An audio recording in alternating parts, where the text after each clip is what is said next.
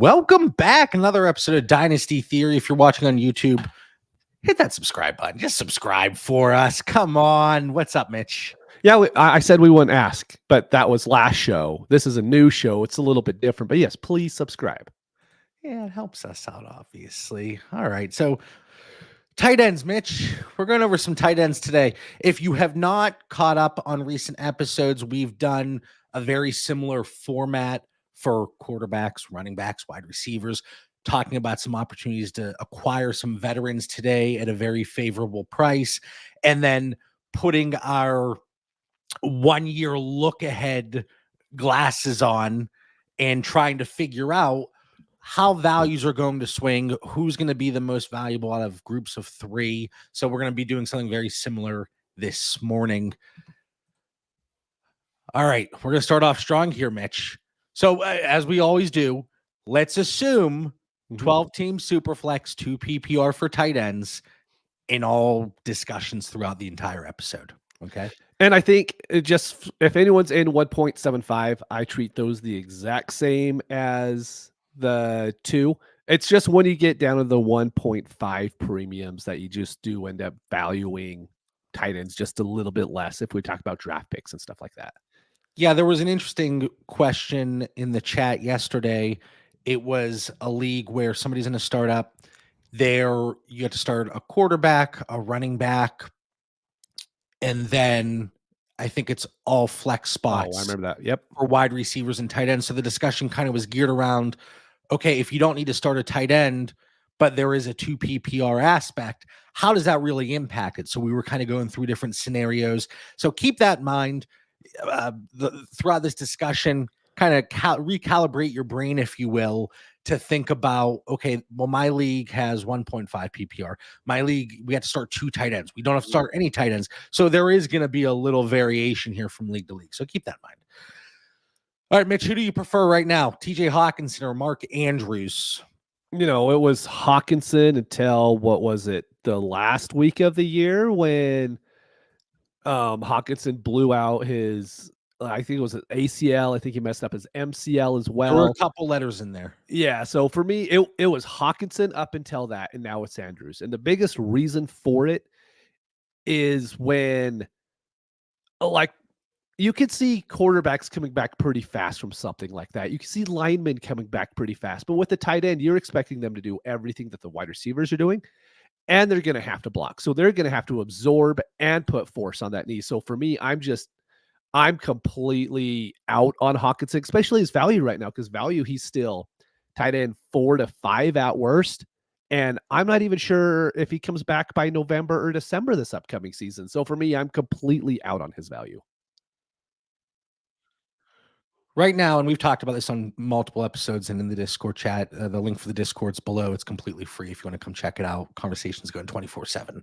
But we've been talking about TJ Hawkinson and, we've been talking about fantasy calc values. We've been talking about the ADP and how those mesh together and how we're going to see some shifts as the offseason progresses. So fantasy calc based on actual trades, TJ Hawkinson still coming in at tight end 2.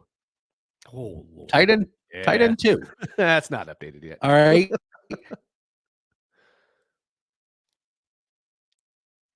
And then oh man, I'm having glitches. No, the internet glitches.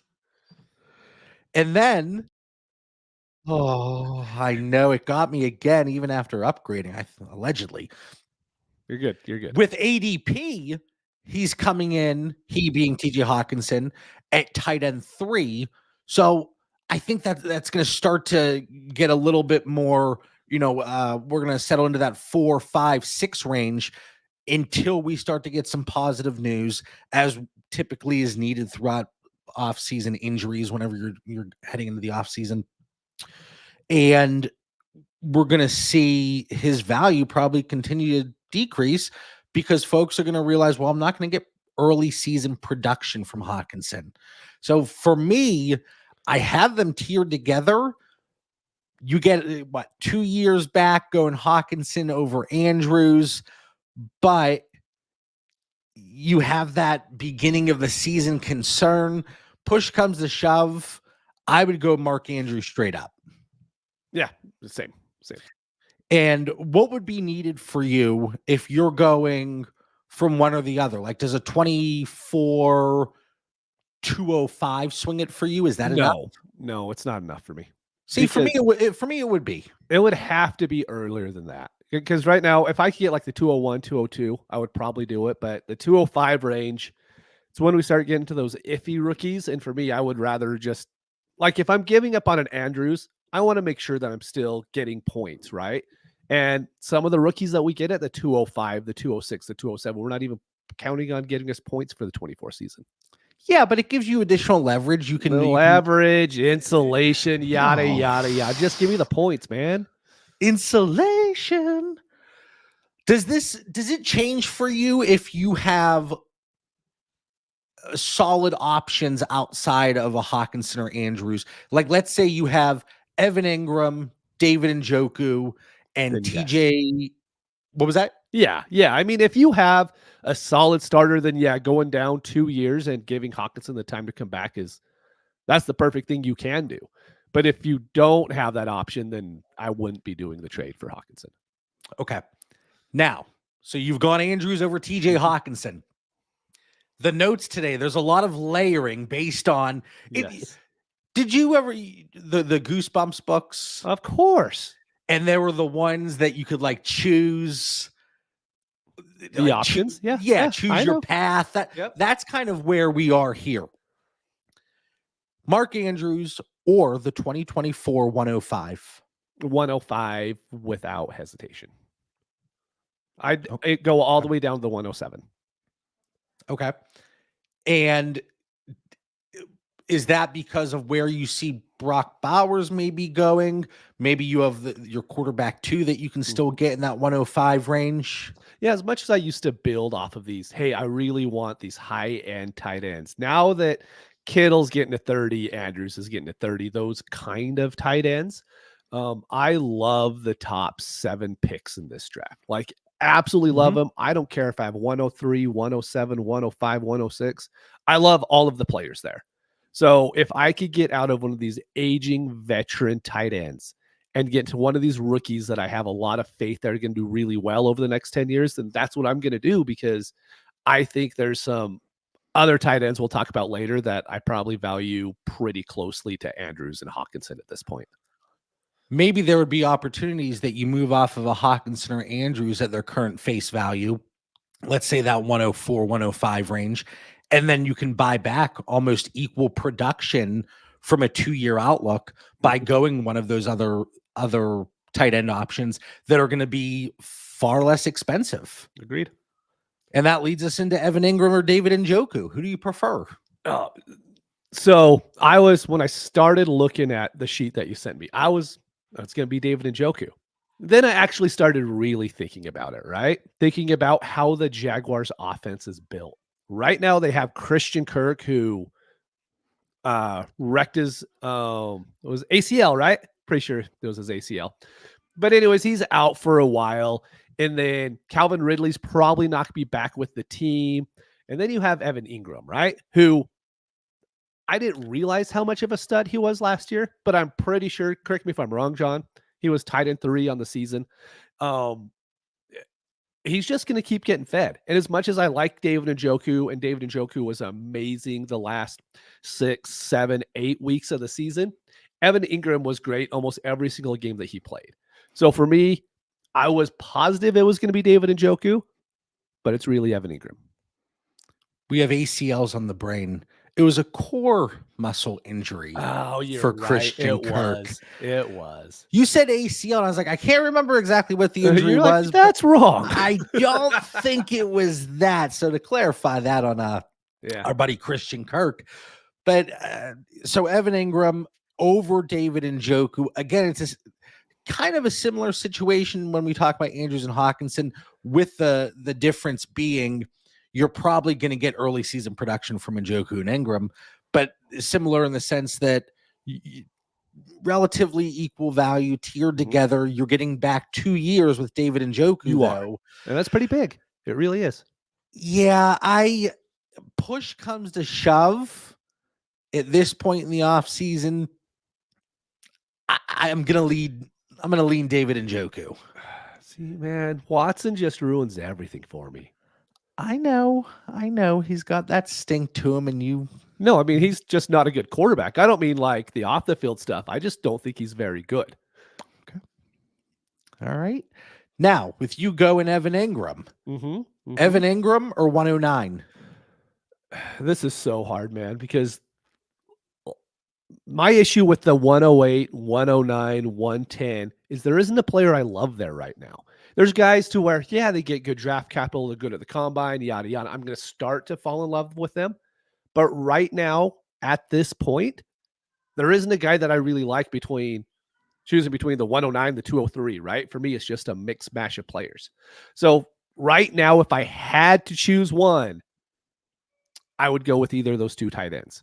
But, either of them. Okay. But I probably wouldn't make the trade just because value-wise, I think the 109 will keep going up in value, and these guys aren't going to gain value throughout the offseason, right? But I guarantee you the 109 will be worth more than both of these guys in 2 months.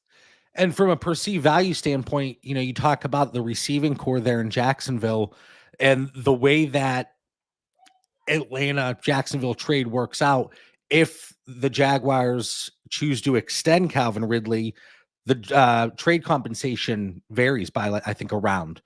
So based on his production, what we saw in 2023, with the additional context of the piece that they'd have to trade, I don't think Calvin Ridley gets extended. I think that's kind of baked. I think that's baked into Evan Ingram's price right now. But you have to believe that they do something, whether it's free agency or the NFL draft, and bring a wide receiver in. And I think at that point, it's going to negatively impact Evan Ingram's value enough that doesn't tie into what his expected production in 2024 should be. So at that point, I agree with you in terms of wanting to wait for a move like that, especially for Evan Ingram. And I don't know that you necessarily, again, both of these tight ends, 27 and 29 years old as it stands today, I don't know that you need to go out and move that piece for either of them, right? Yeah. So if you have a 109 and you're looking to acquire one of those tight ends, I think you can get a kickback on, like, heck, maybe even a middle second. Oh, easily. I really, really think you can at this point. Or get a 25-second add-in. There's still a lot of opportunities out there to go out and get these 2025 picks at a really reasonable price. And we see in startups, and we see what people are doing in our Discord, and they're doing in the Patreon, and they're sharing their startup drafts from early in the off season here. And the way that people are able to accumulate these 25 first and second, they're going around like hotcakes. People are just, and it's because of the decreased value at this point. So I think there are going to be opportunities. And if you would go Ingram or Njoku over the 109, you could certainly get something kicked back. And real quick, while we're talking about these rookie picks, just so everyone knows, after this, we're going to have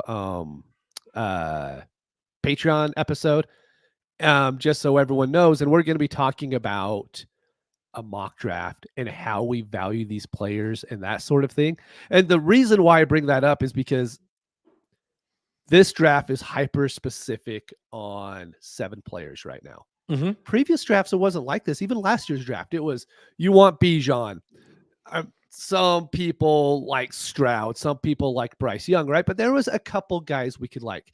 This is really the first draft that I remember in a long time to where there is such a solid 7 that I'm not seeing a lot of those top 5, top 6 picks moved. Right. Like, I see a lot of talk. We'll get into it in the episode after this. But there are fewer trades that I've seen so far, people moving up from exactly. If you have 101 or you have 102 and you don't really like the player there, just trade back. A lot of people are in that same boat, that even with the name recognition and then the prospects that are Caleb Williams and Marvin Harrison Jr., there are a lot of people that see Jaden Daniels, or their Drake May is very divisive right now.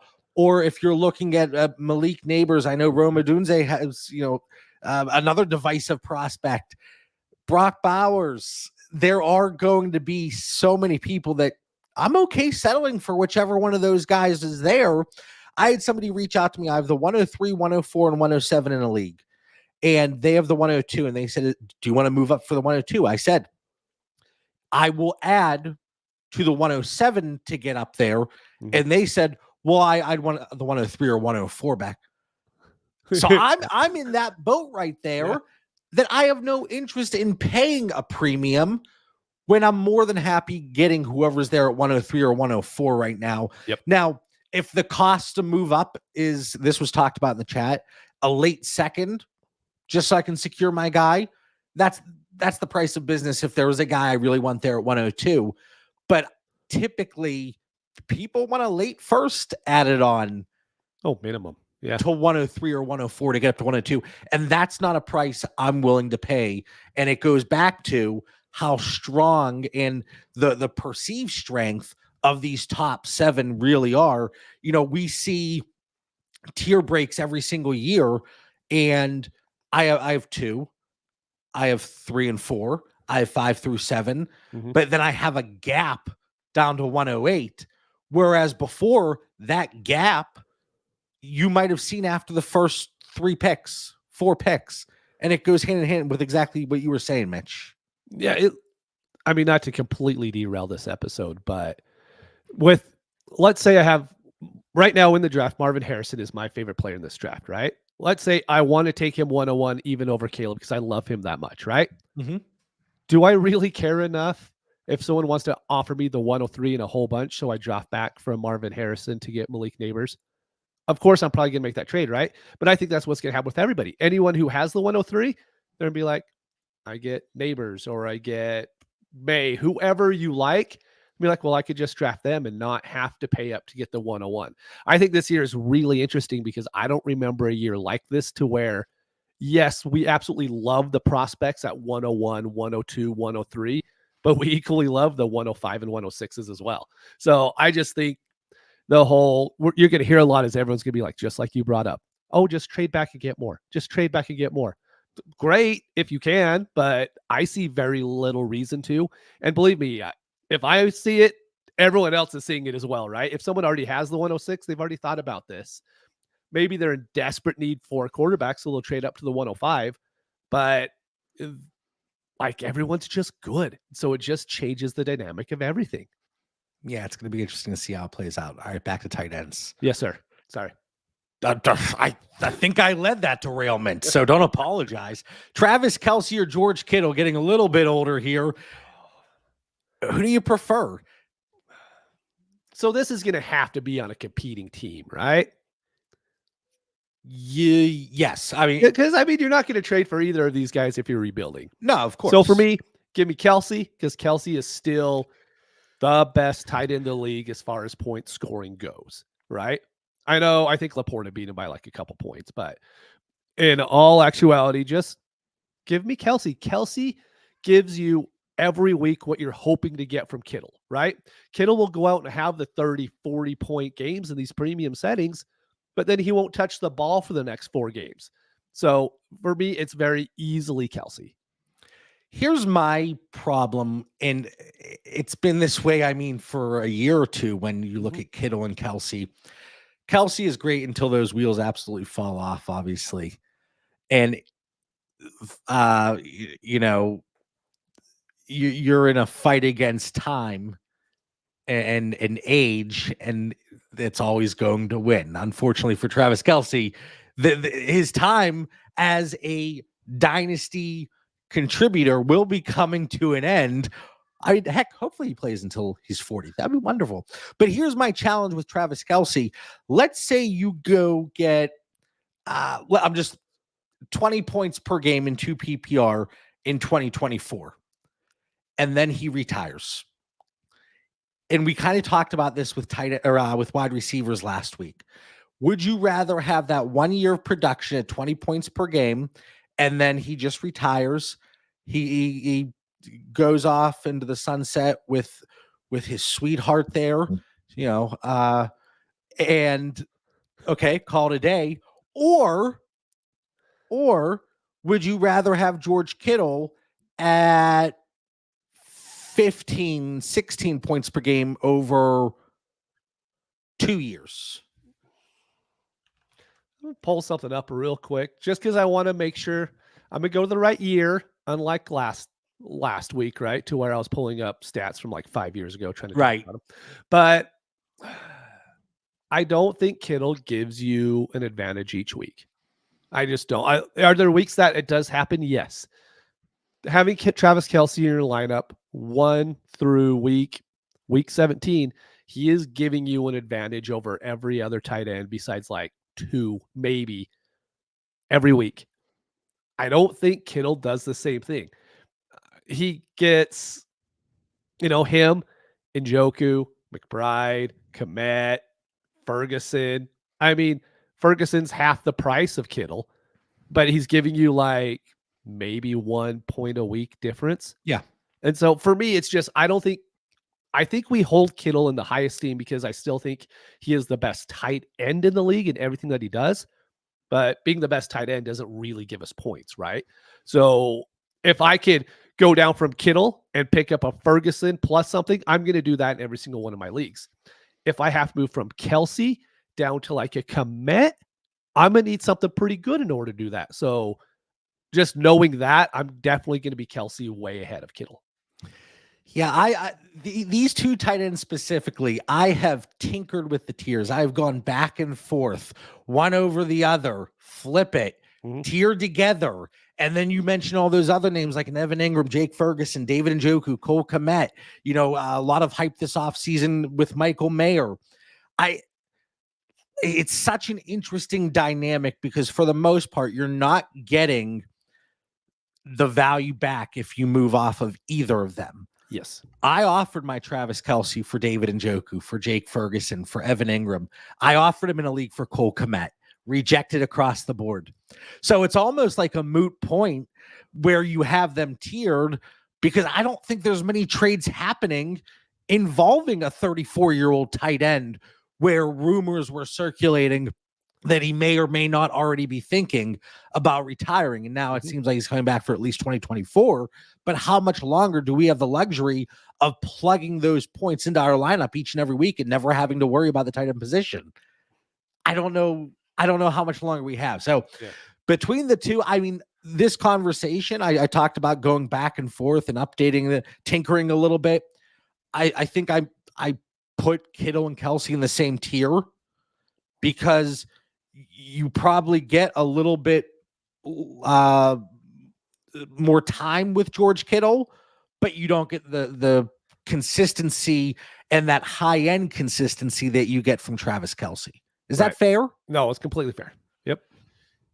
If you were offered, let's go with that 205 we mentioned earlier when pivoting from Andrews to Hawkinson, would you move your Kelce for Kittle in 205? Oh, yeah. Yeah, I would do that. Yep. 210? I could probably talk myself into it. And that's probably what you're looking at, too. Yeah. I feel like the price certainly for these guys, like it's really difficult in existing leagues to get the value on Travis Kelce because anybody that is more geared towards youth, they don't want to bring Travis Kelce on. Anybody already set at the tight end position, they don't want to bring Travis Kelce on. Yep. So we always talk about your league in general. You have typical 12-team leagues. You have 11 trade partners to start with. Well, right off the bat with a player like Travis Kelce, you're getting rid of maybe 7 or 8 trade partners. That leaves you with 3 or 4. But if they don't have the pieces that interest you, or let's say their build is a little funky, now maybe you're down to 2, you really start to weed out those potential trade partners. So it's funny because we talk about it with veterans. For the most part, you see a lot of veterans where their startup ADP is lower in relation to what their trade value was at the end of the season because people are trying to score points. Travis Kelce is a unique situation because his startup ADP is actually higher than his trade value from fantasy calc in existing leagues. But it's because you can build the way you want to build, and you're not set in, okay, this is my roster and this is existing league. Now I have to work with what I have. You're building from scratch. And I think your poll of whether it's people willing to draft Travis Kelce or willing to trade for him in existing leagues, your poll is a little bit deeper in a startup. I completely agree. No, you're dead on. So now you go Travis Kelce or 109? 109. 110. 110. Probably almost any first round pick. I might draw a line at the 112 just for the fun of it. But as much as I don't like the players at 109 and 110, I guarantee you I'm going to like them more come May than I'm going to like Kelce or Kittle. That's just kind of the way that it is. Yeah. And if you do move Travis Kelce for 109, 110, 111, we talk about the potential trade partners that would be interested in Travis Kelce or George Kittle. Even if you are not rebuilding, you're still going to have some interest in that 2024 late first. Yep. Agreed. There's still going to be interest from a value perspective. And I know you don't want to hear it, the I word, insulation. You're going to have that at least through the beginning of May when your rookie draft rolls around. So up to this point, a quick little recap after our derailment here. Mitch, you had Mark Andrews over TJ Hawkinson, but the 105 over Mark Andrews. Mm-hmm. You had Evan Ingram over David Njoku, and then you had forget about the time that this trade is taking place, because obviously we talked about that dynamic. Evan Ingram over the 109 and David Njoku over the 109, and Travis Kelce over George Kittle, but the 109 over Travis Kelce. Oh man. Okay. Let's see here. What did I write down? Whoever you pick from the Ingram question versus whoever, it's like a little bracket being set up here. A little bit. Versus whoever you pick from the Kelce question. So, Evan Ingram or Travis Kelce? Oh, Ingram. I'm taking Njoku over both of them as well. Okay. Yep. All right. That was a quick one. Yep. Dallas Goedert or 112. I've seen him move for early seconds. Yeah, so I'm going with the 112. And it's not because I don't like Dallas Goedert. I actually think he's a great tight end. But in startups right now, he's going in the 9th and 10th round, even in start 2 tight end premium leagues. And I wish people would like him, but I think it's the injuries are just catching up with him to where people don't know if they could start him each week because he misses 4 to 5 games each season. So like, I'm more than happy to have Dallas Goedert on my team, but the value is the 112. And I don't, you hate to keep saying that, like, it's not very close, but if you've been in startups lately, if you've seen Dallas Goedert getting moved, it's the 112. Really, in 2023, Dallas Goedert gave you nothing over a Dalton Schultz. Yeah. He gave you really nothing over a Hunter Henry, a Darren Waller, and everybody likes to crap on him. Caught myself there. Just looking at some. Thank you. I'm maturing. I'm growing here. I mean, it's a Sunday morning. I'm still working on my coffee, so I had to tame it down a little bit. Dalton Schultz or Darren Waller? Just happened to mention those two guys. Yep. Dalton Schultz. And it goes back to the same reason why people are out on Dallas Goedert is you don't know if Darren Waller is going to be there for you 10 weeks out of the season, 16 weeks, or 4 weeks. You just have no idea. So for me, it's Dalton Schultz. You look at Dalton Schultz right now, around tight end 17-ish on Fantasy Calc. He is an impending free agent. Waller is too, right? Waller has... Does he have a year left? He is under contract till 2026. Oh, all right. Through the 26 season. But, obviously that offense, even when he was healthy, whatever. Yeah. But Dalton Schultz, now there are talks. Well, he wants to stay in Houston. I bet he does. Does Houston want him to stay? But I think, if anything, there is the potential for Dalton Schultz, for his value to rise, whereas a Darren Waller, it's pretty much set in stone with where he is, dirt cheap. I mean, I acquired him for a third earlier in the offseason, And I'm not even thrilled to have Darren Waller. And I actually have him tiered with 212 to 304. So I don't think it was a huge win on my part by any means. But I was like, sure, why not? But I agree. I would go Dalton Schultz over Darren Waller. Now, where are you in terms of picks? Would you go Dalton Schultz or 208? Dalton Schultz over the 208, but I'll take the 208 over Waller. And then where do you draw the line with Dalton Schultz in terms of 2024 picks? Probably 206, 205, right around there. And then if we're looking cross-positionally, even though this isn't a cross-positional episode, Dalton Schultz in 2 PPR or Calvin Ridley? Oh, Dalton Schultz.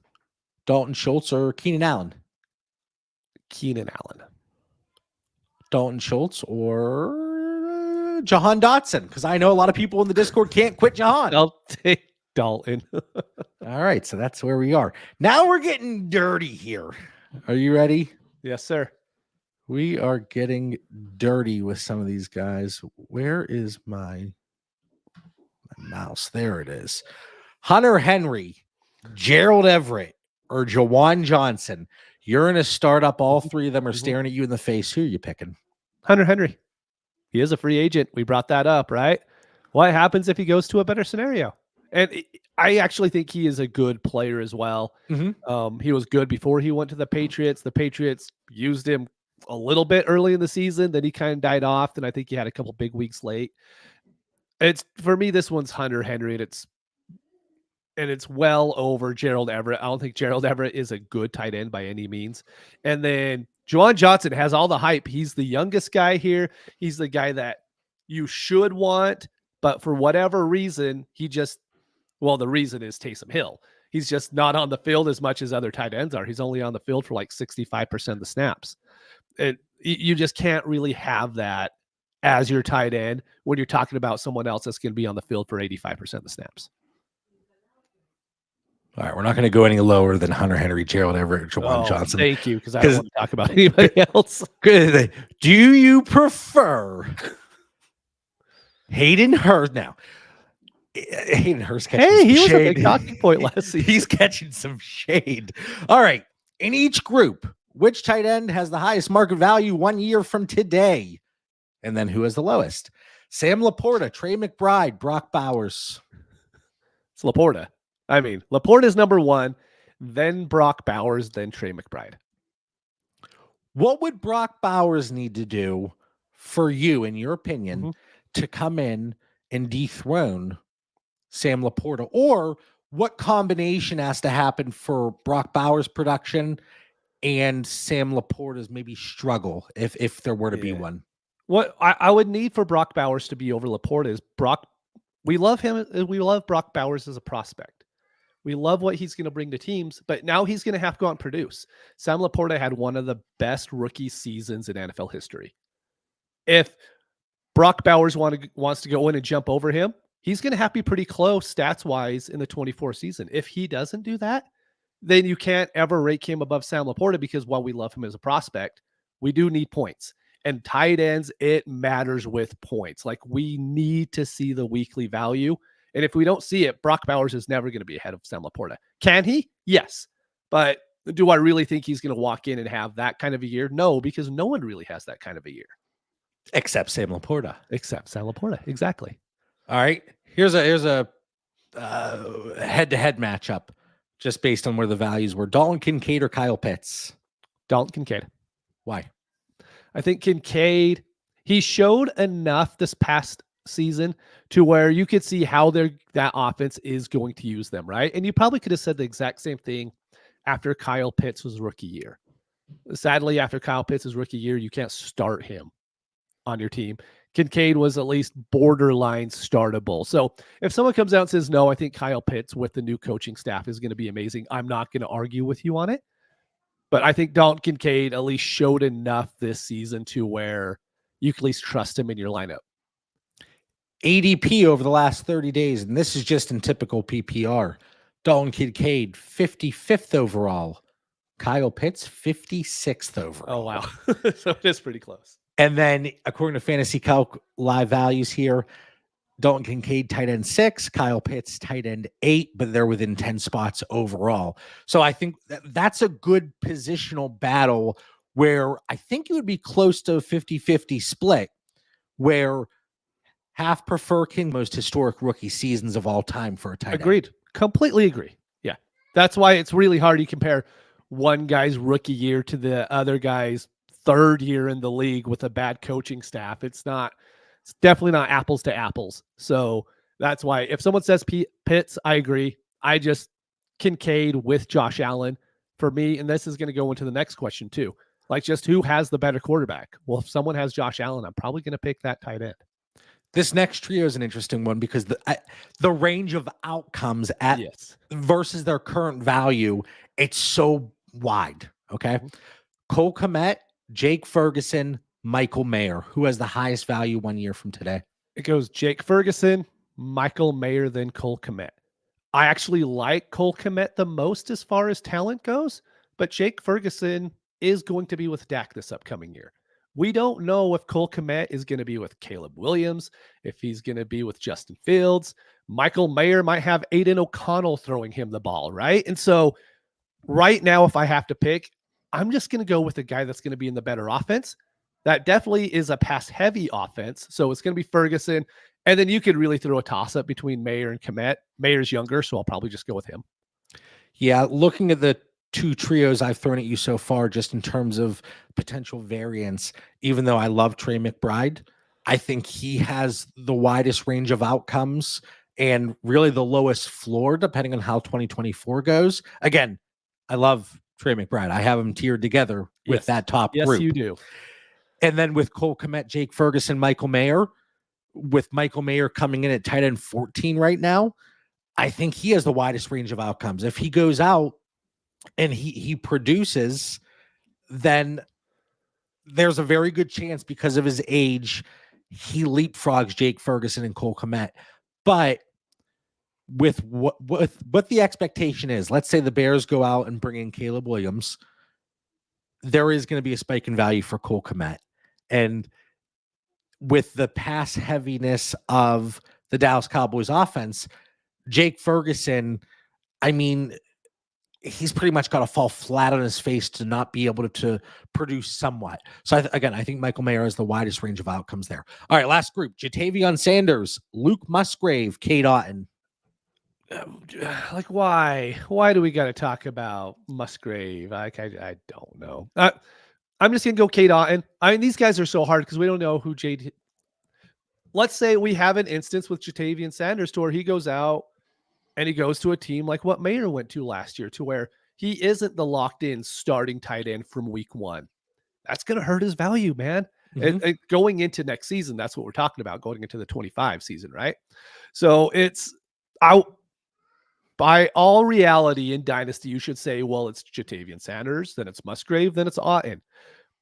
The problem is when you get into these tight ends, if they're not producing, it's going to turn into an issue. So right now, I'm going to go Cade Otton. Going to go Jatavion Sanders just because he is the rookie, and then Luke Musgrave. But you could really pick these guys any way that you want. I know, like I was saying before, the correct dynasty value would be going Jatavion Sanders first. Without knowing where he lands, that's a big issue. What if he just goes behind someone? Let's say he goes to the Saints, and then he's behind Juwan Johnson, who we don't even love as a tight end. But if he's not getting the snaps, then his value is just going to keep slowly sliding down. Final thoughts. All right, Mitch, for the 234th time, talk about some veteran buys and 2025 values. Oh, man, what are we doing next week? I have no idea. You had like this whole list planned out for the next 4 months, so you should be able to pull that up and know what we're doing. The days have varied, but we've stuck with that schedule very well. We have. Anyway, for the 234th time, Mitch, what do you got for final thoughts? Just real quick, anyone who's in those MFL leagues, if you're commissioner, get them switched over to 24. If you aren't a commissioner and you're in the leagues, fix your IR, fix your taxi, fix everything so the commissioner doesn't have to worry about it come draft time. Hey, I can't make a draft pick because my roster's out. Well, yeah, it's been out for 2 months. Could you just put a little bit of work into that? That'd be great. But that's my only thing. It's the MFL time of year, getting everything switched over and then filling orphans and all that good stuff. Hey, if you're into Dynasty Orphans, let me know. I have a few of them. They need a loving home. That right too. All right. For Mitch Sorensen, Dan Lamagna, who's not on today's episode, obviously, I would hope that you noticed that 40 minutes in. I'm John Bauer. Hopefully you all enjoy the episode. Have a great week. We'll catch you later.